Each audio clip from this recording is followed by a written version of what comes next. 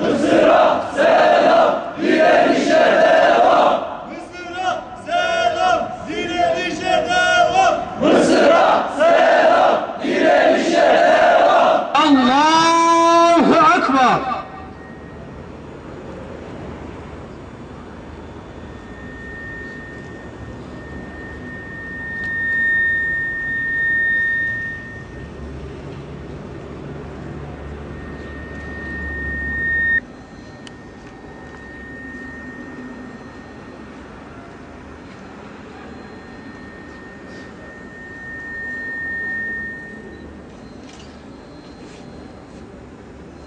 Allahu Ekber.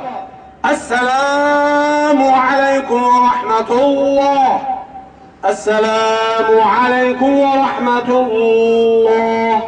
Tüm şehitlerimizin ruhu için rızalillahi teala Fatiha. ربنا آتنا في الدنيا حسنة وفي الآخرة حسنة وقنا عذاب النار اللهم إنا نستعينك ونستغفرك ونثني عليك الخير كله نشكرك ولا نكفرك ونخلع ونترك من يفجرك ونخلع ونترك من يفجرك ونخلع ونترك من يفجرك. Ya Rabbi, Mısır'daki kardeşlerimize de yardımını gönder, nusratını gönder ya Rabbi. Amin. Nusratını, yardımını kardeşlerimizden esirgeme ya Rabbi. Amin. Kardeşlerimizin işlerini kolaylaştır, kuvvetlerini artır ya Rabbi.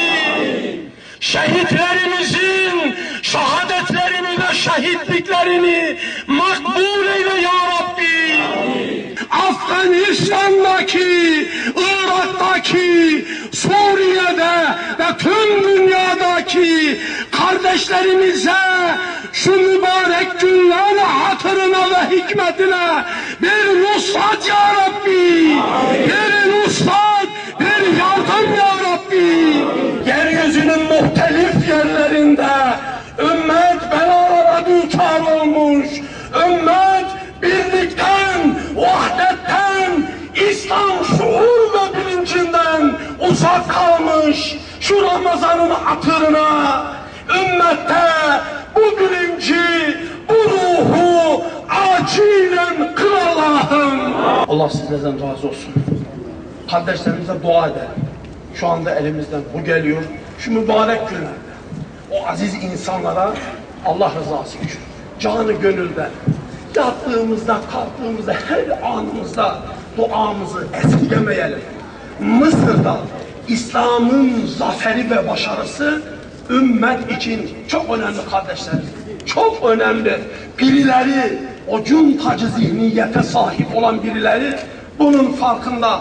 Bütün korkuları ondandır ama güneş doğmuştur.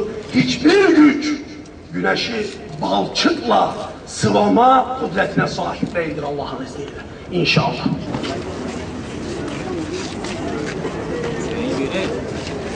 Gel o ne demek ne demek?